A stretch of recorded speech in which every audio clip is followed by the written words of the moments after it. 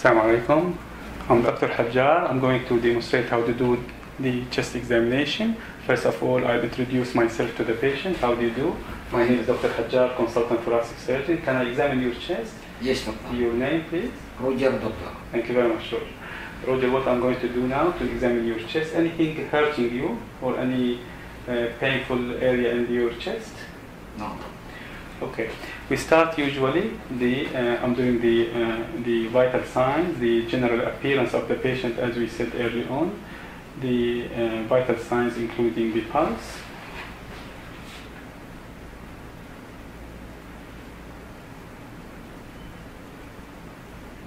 okay. Respiratory rate. The best thing to do the respiratory rate, move to the end of the bed and observe the patient breathing and counting it.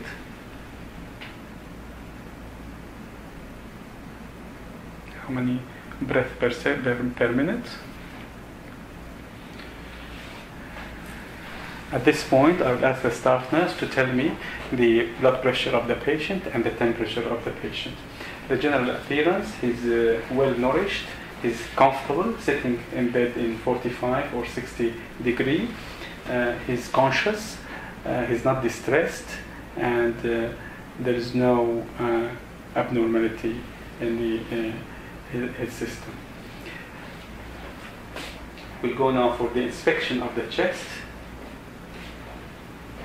So what we will inspect, as we said earlier on, if there is any abnormality in the breathing, if there is asymmetry, if there is any previous scars, if there is any bruises, if there is any chest tubes, dressing, abnormal neck veins. He doesn't have all of these.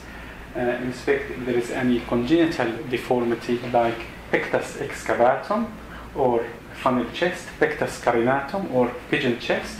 If there is any kyphosis, kyphoscoliosis, of course the kyphosis and kyphoscoliosis has to be demonstrated while the patient is standing up and kneeling forwards. Of course, when we examine, we have to examine the front and the back. I'm going to do the back later on. Okay, I'm going to inspect as well the neck, if there is any abnormal engorged veins, if there is any abnormality in the pulsation, if there is any abnormality in the JVP. Okay, thank you very much. Okay, I'm going to do now the palpation. Anything hurting you, Roger? No. So I'm going to palpate the ribs, looking for any fractures, any cracks, any subcutaneous emphysema, we call it, or surgical emphysema, any masses, any bruises, any clicks. And then we examine the inspection, we examine the expansion of the chest. So we demonstrate it by this way. We ask the patient, after we fold the skin and put our two thumbs in the midline, ask the patient to take deep breath.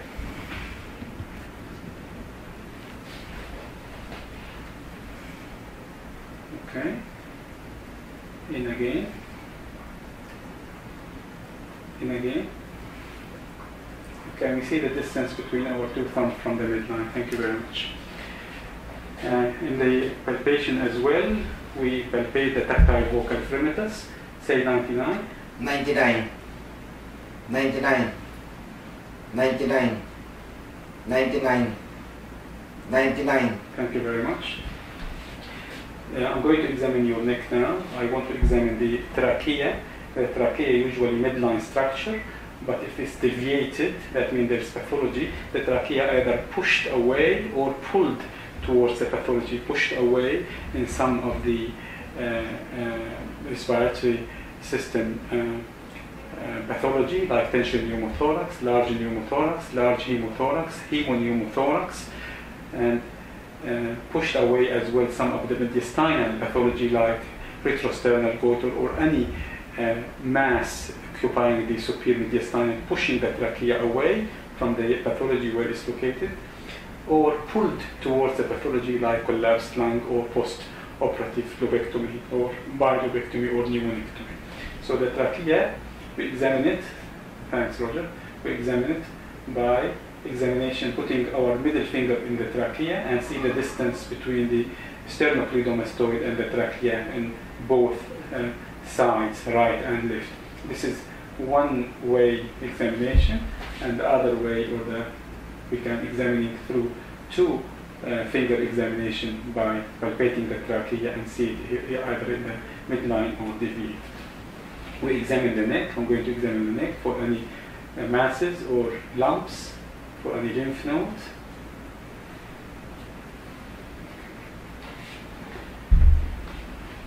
We finish our examination of the chest palpation by palpating the apical bead. I'm going to just palpate your heart and see if it's deviated or in the normal position. After the palpation, we go for the percussion. Usually we percuss. Before we do the percussion, we ask the patient if there's any painful points. We percuss. Usually I start the percussion. If I'm right-handed, I will percuss with the right hand, fixing the elbow joint, moving the wrist joint over the middle finger, the supraclavicular area. I percuss the clavicle, and then I percuss the right, comparing it to the left. The normal voice, the normal sounds which we hear, is called the resonance sounds. So I'm comparing the right with the left. I percuss usually or always in the intercostal spaces. Of course, as we said early on, we have to know our anatomy. For example, if we percuss here, it will be like dull due to the liver span. If we percuss here, it will be dull due to the mediastinum or the heart or the left ventricle. When we percuss, when we reach here, we can percuss. Can you move your hand like this? We percuss underneath the axilla, comparing the right to the left. Okay. And I'll go for the auscultation of the chest. I auscultate the apex with the bell. Take deep breath for me.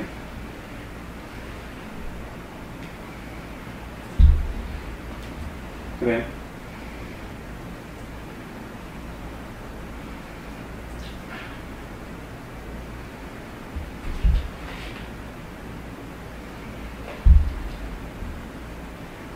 auscultate the right, comparing it to the left.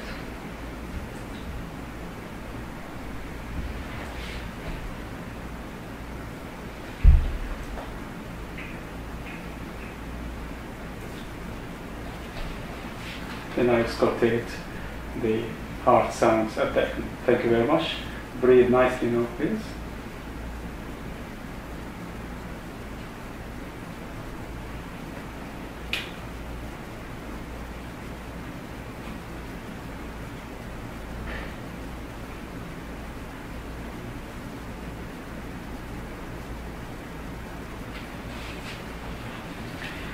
Okay, can I ask you to sit up for me, please? I'll do the same in the back, the inspection, palpation, percussion, and auscultation.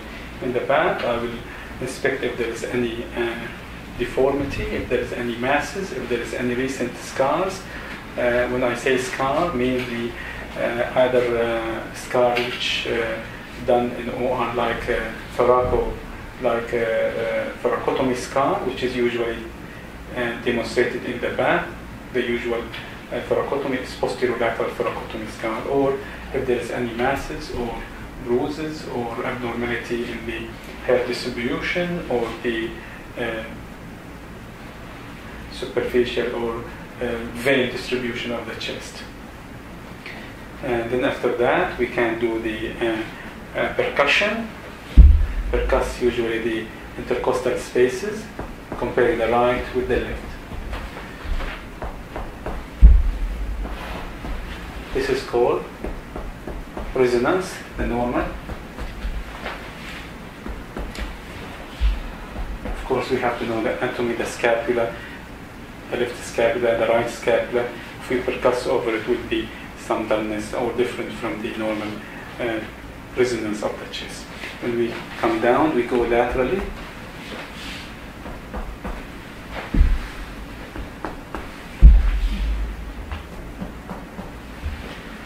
Okay, and then we demonstrate how to do the tactile vocal fremitus. Say 99. 99, 99, 99, 99, 99, And compare the 99. right with the left. 99. Thank you very much. After we finish from the palpation, percussion, we go for the auscultation. Take a deep breath for me.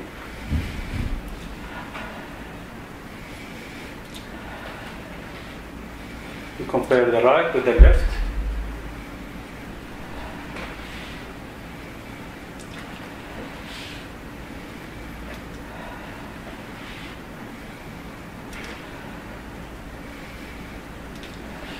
The normal breathing sound is called vesicular breathing. We listen for the abnormality in the breathing sound. We listen for any added sounds like ronchi and like wheezing, if there's any abnormality.